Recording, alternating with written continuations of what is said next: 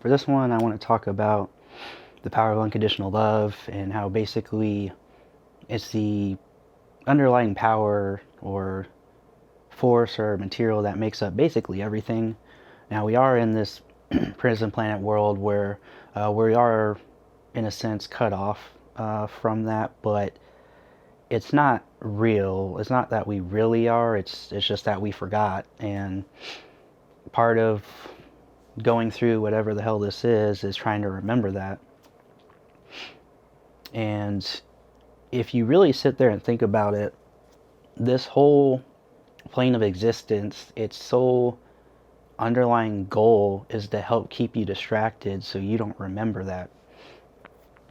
If you think about the way the world's structured and how everything works, it's like when you're a child, you're born in the world, you're very light and everything's fun and new and exciting, and you have a big heart where you could just, you can love a lot and care a lot and stuff. And then over time, the world just kind of beats you down, beats you down, beats you down. And then you start to become more closed off because you need to protect yourself because there's people that will try to take advantage of you. And you've had a lot of things go south and, all this stuff. And you just kind of, bind you, and you lose that ability to, love and care.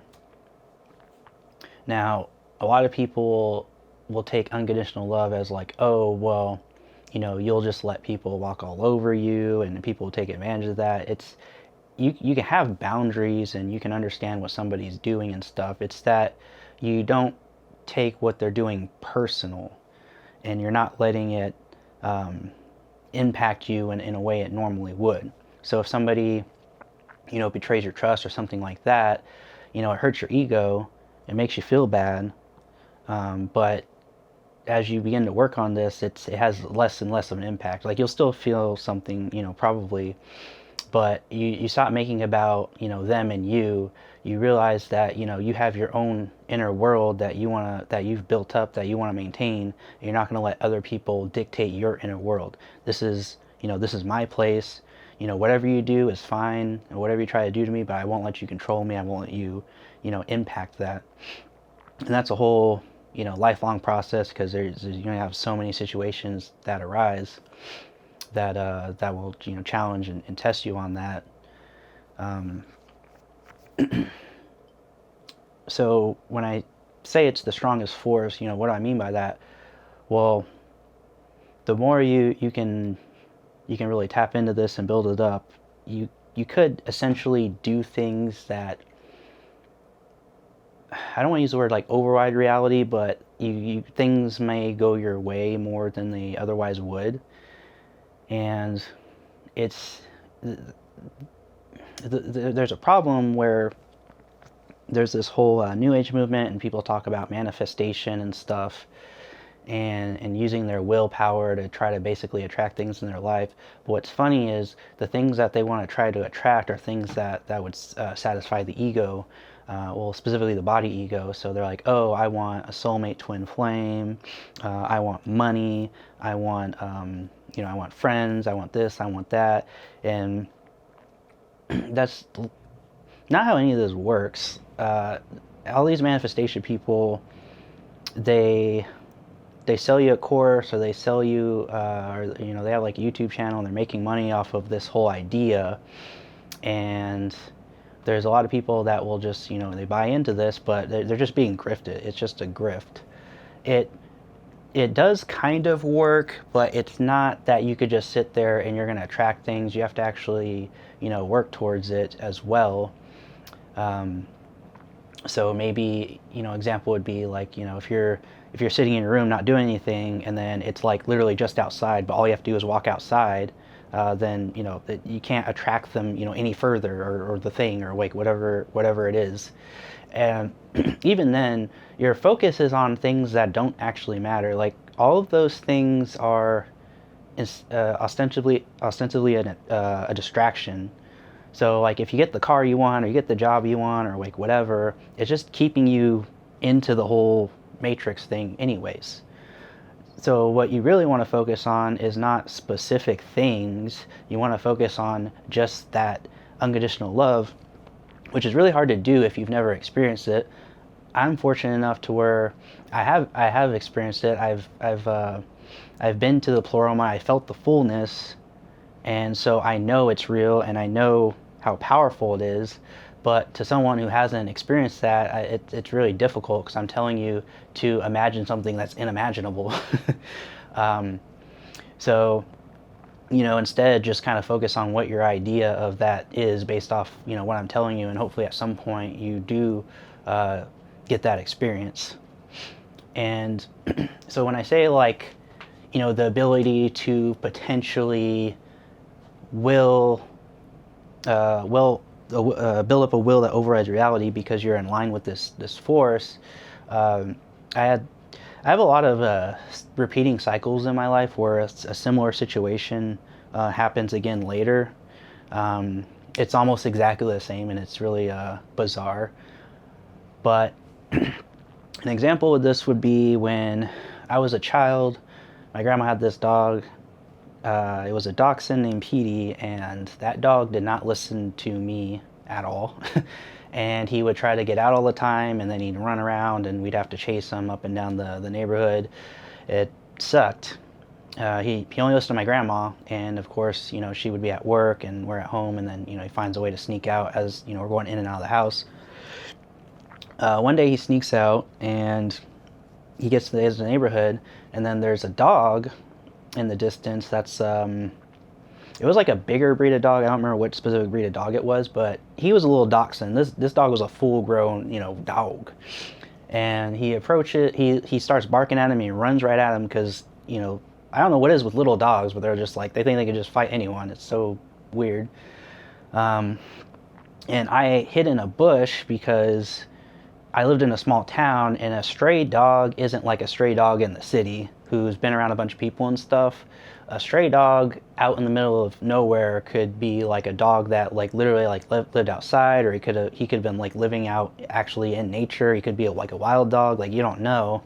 Could have rabies, might try to attack you, and I was just a little kid, so that dog could have killed me, and I wouldn't be able to do much about it unless I could like hop over a fence or something nearby, maybe climb a tree or something. But so he runs out the dog, and then the dog grabs him and picks him up and starts shaking him. And I literally just like jumped up, and I just yelled, "Petey!" And then the dog like stops and looks at me, and then puts him down, and then walks away. And then Petey comes, walking towards me, and then I carried him and took him home. Luckily, his wounds weren't that bad.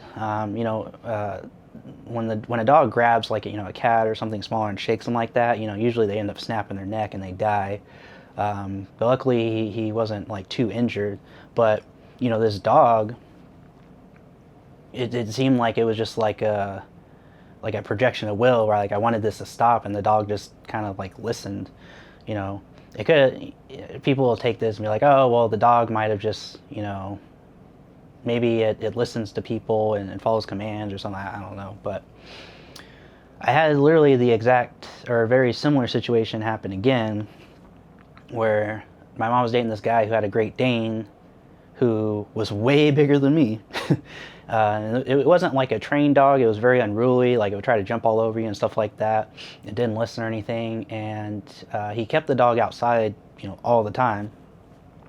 So, and he didn't like give it a lot of attention or anything. So it literally just kind of lived outside on this like leash, and I felt really bad for it. But, it also didn't like listen to me and stuff, so I couldn't really interact with it much. Well, the dog got off the leash somehow one day, and it started like running off, and I was like, oh crap, like I will never be able to catch this dog. And it found a cat, and it started chasing the cat, and then it grabbed the cat and started shaking it. And sorry. So I started shaking the cat, and then I'm distraught, and I just yell, Nikki! And then she stopped, put the cat down, and came towards me. And I had a plastic wiffle ball bat with me. I don't know, maybe I was like playing wiffle ball or something before then, and like I hit it with her with it a few times and scolded her, and then she just came with me back to the leash, and it's just weird how those two experiences are like super similar. And in the first case, it was like a dog I don't know. In this case, it was a dog I do know, and that dog definitely didn't normally listen to me. But that's what I mean when I talk about this. It's not about trying to, manifest things for yourself so you could be more comfortable, or you could be your ego could be more happy. It's about your compassion for, the other things around you. And I think that, that's something we lose over time as we get, scammed and betrayed and like whatever over time. But this is your real power. Like this is what you need to escape the matrix. This is what you need to self-actualize. This is what you need to make your life actually better. The whole, oh, I want to manifest abundance so I could have, the lifestyle that I want and stuff. It's, if that happens, great, but that's not the objective. This is the objective, and this is what more people really need to focus on. All these gurus that are selling you this and that, they're all snake oil salesmen, they're all grifters, they all, want something from you. They want you to sign up for their membership, they want you to sign up for their exclusive readings, they want you to, whatever. And, a lot of those people too, they say they use spirit guides. From my experience on the astral plane, the positive entities don't actually give you specific details. They'll show you things, they'll take you places and stuff like that, but they don't normally, I don't think, actually I've never had them actually just like talk to me and tell me something, clearly. The only ones that usually manifest in a physical form or they communicate with you clearly are the negative ones. And I think that has to do with sovereignty and free will. I think the positive entities out there, they don't want to, direct your life and control your life. They want to help you, but they can't help you by telling you what to do. You've got to, pick yourself up by your bootstraps and do it yourself. And then, they'll give you little nudges here and there, but they're not trying to control your life. They're not trying to tell you what to do. There's no prophecy that needs to be fulfilled outside of, whatever it is you want to do. And I learned that over time with just a lot of my experiences and stuff. And that's because in the Hermetic text, the definition of good versus evil, good is literally voluntary and evil is involuntary. And they don't want to ever put you in a position where they're infringing on your free will, basically. So that's how you could tell that they're a positive entity. So the negative ones, they might actually tell you something that's true. They might give you something that's tangible, but